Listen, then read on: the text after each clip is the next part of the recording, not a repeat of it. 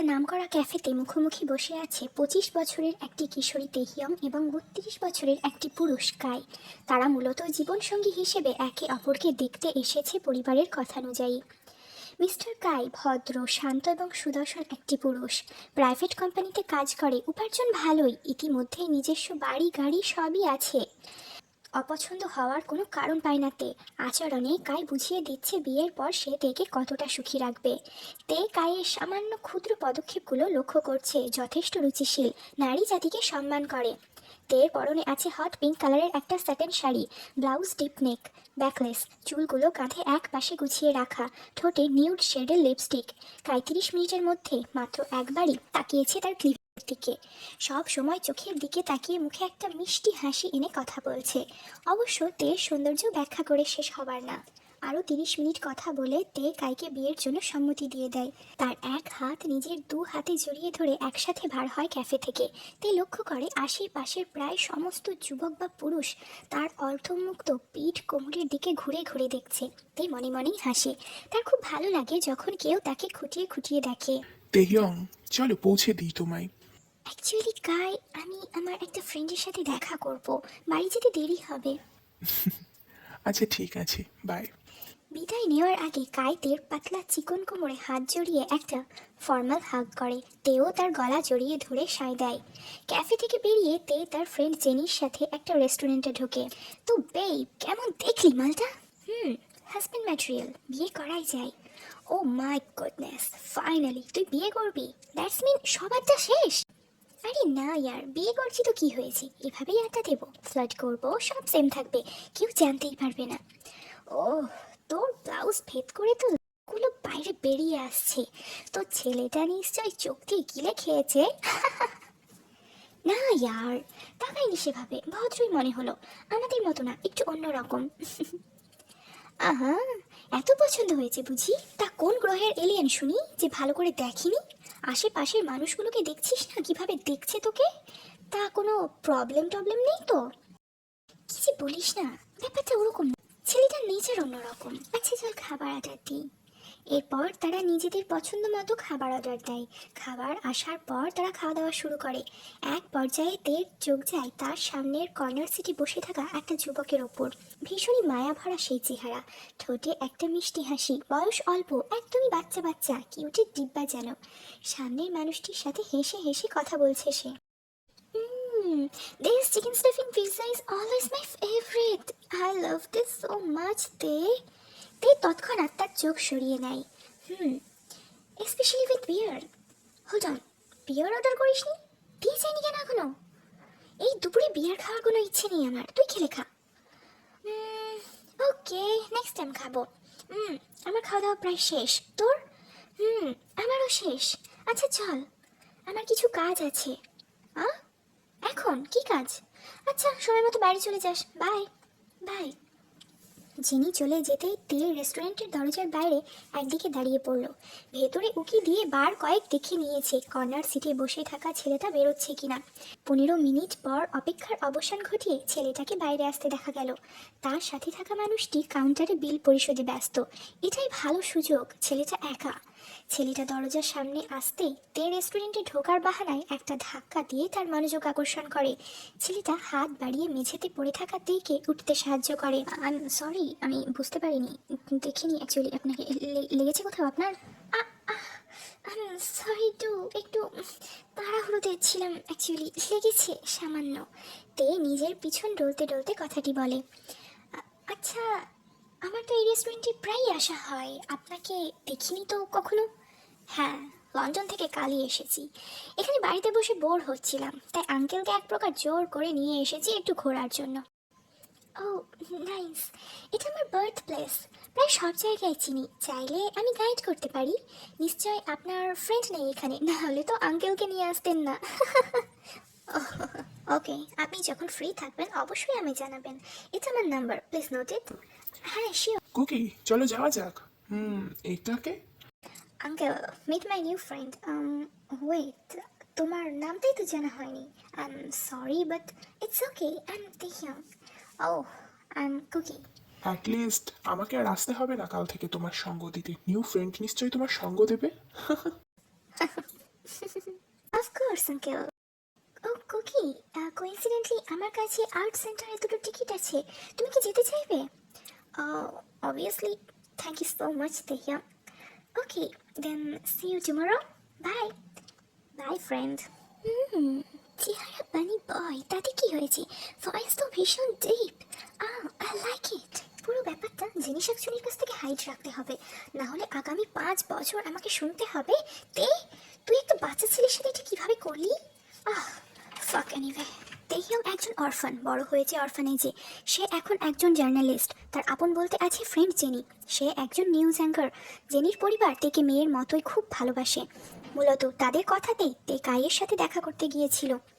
জেনির বাবার বন্ধুর ছেলে কাই, খুব ভালো পরিবার তাদের। তের সেখানে বিয়ে হলে মেয়েটা নিজের আপনজন পাবে। 25টা বছর সে নিজেই নিজের জীবনের সাথে লড়াই করে টিকে আছে। অবশ্য জীবনের সমস্ত মজাই উপভোগ করেছে। তার বয়স যখন প্রায় 18, তখন থেকেই ক্লাব, পার্টি, নেশা, ছেলেবাজি, outing, camping, night out, night stand এগুলো তার শখ মাত্র। যিনিও কম যায় না, তার পরিবার থাকা সত্ত্বেও কাজ সূত্রে আলাদা থাকে। এবং ঠিক তের মতোই তার চরিত্র।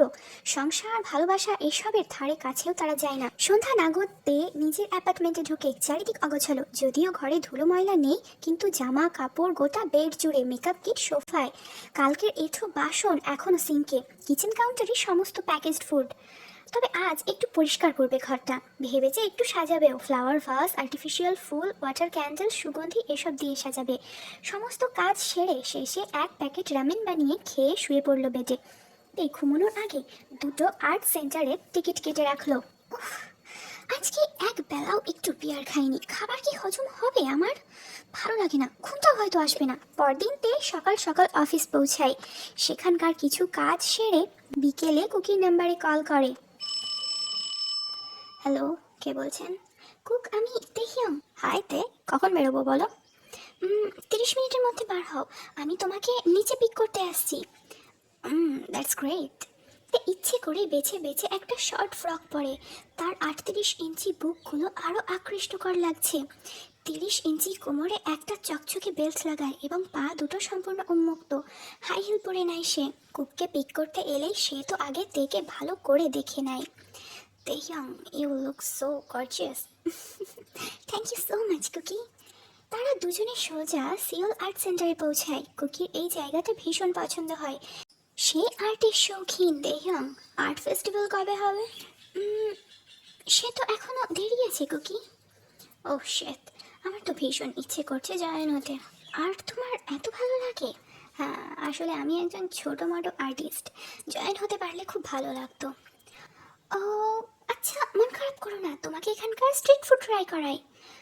Street food? দ্যাটস মিন রাস্তায়? কেন, চলো না রেস্টুরেন্টে বসি। তুমি কি রাস্তার খাবার খাও না? সেটা না, আমি খাই, তবে তুমি এমন একটা ড্রেস পরে আছো, 5টা মানুষ তোমার গা ঘেঁষে যাবে, ভালো দেখায় না। বরং আমরা কোথাও বসি। আমি তোমার ড্রেসকে জাজ করছি না তেহং, বাট পুরুষের ইন্টেনশন এক্ষেত্রে খারাপই হয়। এই কিছুক্ষণ ছেলেটার দিকে তাকায়। এই ছেলেটাকে সে সিডিউস করতে চাইছে। এখন মনে হচ্ছে কাজটা এতটাও সহজ না। আচ্ছা চলো ওই রেস্টুরেন্টে যাওয়া যাক। চলো, বলো কি খাবে? রাইস, সাথে ভেজ স্যালাড, চিকেন কারি আর সোজো হলে খুব ভালো হয়। Okay dear. 10 মিনিটের মধ্যে তাদের খাবার চলে আসে। তারপর তারা খুব মজা করে খাওয়া শুরু করে। তের মোটিভ ছিল কুকিকে একটু ড্রাঙ্ক করে দেওয়া, আর সে সেটা করেও ফেলে। 3 বোতল সোজো খাওয়াতে সক্ষম হয় কুকিকে। নিজেও 2 বোতল শেষ করে দেয়। এখন তারা দুজনেই ড্রাঙ্ক। চলো, অনেক রাত হয়েছে, আমি প্রথমে তোমাকে বাড়ি দিয়ে আসবো, দেন আমি বাড়ি যাব। তুমি অনেক সুন্দর, অনেক হট। কেউ যদি তোমাকে মাঝ রাস্তায় তুলে নিয়ে যায়? আচ্ছা কুকি, আমার অ্যাপার্টমেন্ট ওই পাশের গলিতে, চলো। তারপর তারা হাত ধরে হাঁটতে হাঁটতে তের অ্যাপার্টমেন্টে পৌঁছায়। এতটুকু ড্রিঙ্ক করা তার কাছে জলের মতো। তবে কুকের সামনে সে অভিনয় করছে। কুক, এই দেখো, এটা আমার অ্যাপার্টমেন্ট, এসো ভেতরে এসো। না তেজং, আজ আর যাব না, আমাকে বাড়ি ফিরতে হবে, নইলে ব্রো টেন্সড হবে। বাট কুকি, অনেক রাত হয়েছে, তুমি এত কিউট একটা ছোট্ট বাচ্চা মানুষ, এখন তোমার বেরোনোটা সেফ হবে না। তুমি তোমার ব্রোকে কল করে বলে দাও না তুমি আমার কাছে আছো। হ্যাঁ, তুমি ঠিক বলেছো, বাট ওয়ান সেকেন্ড, তুমি আমাকে বাচ্চা কেন বললে? I am 32। হোয়াট? আসলে তোমাকে দেখে 22 মনে হয়। আচ্ছা কুকি, এখন তো আমাদের হাতে অনেক টাইম, তাই না? চল না কোনো গেম খেলা যাক। সরি দেয়ন, আমি ভীষণ ট্যাড, ঘুম পাচ্ছে, গুড নাইট।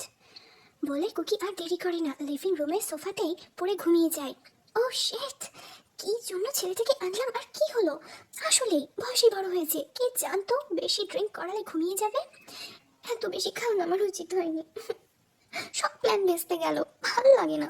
সেই রাতটা দুজনের ঘুমিয়ে কেটে যায়। পরদিন সকালে আমাদের ইনোসেন্ট কুকি কোনো অজ্ঞাত কারণেই তেয়ের সামনে দুঃখিত আর লজ্জিত হতে শুরু করে।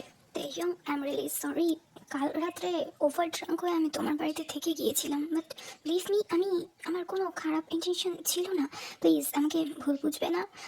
আই এম এক্সট্রিমলি সরি, এর জন্য আমাদের ফ্রেন্ডশিপের ওপর কোনো ইফেক্ট আমি চাই না। তেয়ং এই কুকির আচরণে ভীষণ পরিমাণ বিরক্ত হয় আর তাকে বোঝায় সে এটা কিছু মনে করেনি। এখন তাকে বাড়ি গিয়ে রেস্ট করা প্রয়োজন। কুকি তার অ্যাপার্টমেন্ট থেকে চলে যেতেই তে মাথায় হাত দিয়ে বসে পড়ে।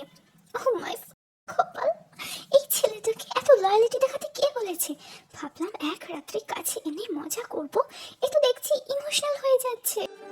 तुम पे हम तो मरे जा रहे हैं, मिटने की जिद की जा रहे